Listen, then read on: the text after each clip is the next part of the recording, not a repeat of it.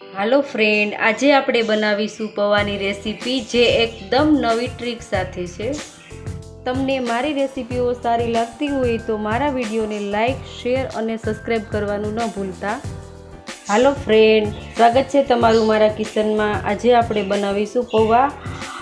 પૌવા બનાવવા માટે મેં અહીંયા 1 કપ પૌવા લઈ લીધા છે અને આ પૌવાને હવે આપણે સાફ પાણીથી ધોઈ લેશું અને પાણી થોડું થોડું રેડી અને સાફ પાણીથી ધોવાના છે। આ પૌવાને હળવા હાથે, બહુ આ પૌવાને ધોવાના નથી, હળવા હાથે ધોવાના છે। આ રીતે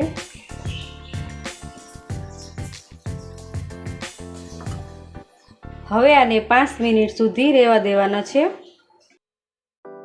5 મિનિટ થઈ ગઈ છે અને બધું પાણી નીતરી ગયું છે। તો હવે આમાં આપણે અડધી ચમચી નમક નાખીશું,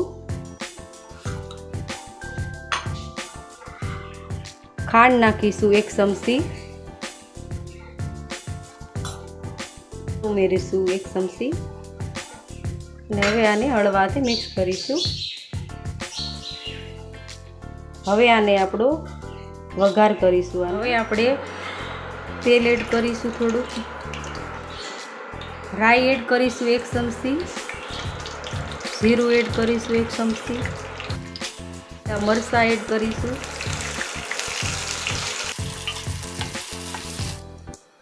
નમક નાખશું થોડું, સીંગ એડ કરીશું। સીંગ મેં શેકેલી લીધી છે।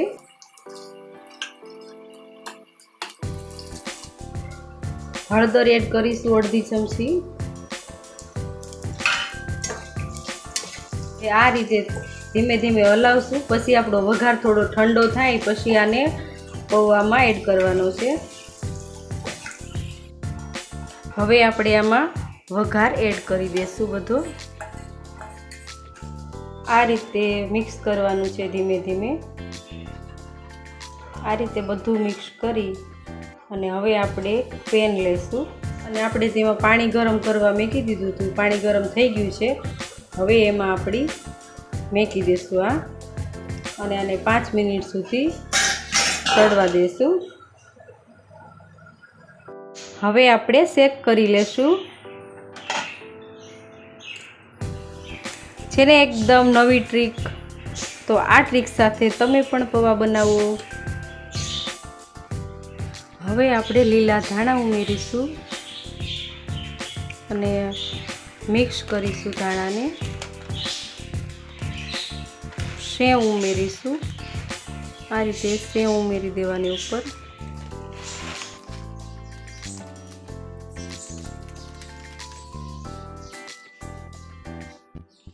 આજની રેસીપી તમને કેવી લાગી તે મને કમેન્ટમાં જરૂરથી કહેજો અને મારા વિડીયોને લાઈક, શેર અને સબસ્ક્રાઈબ કરજો।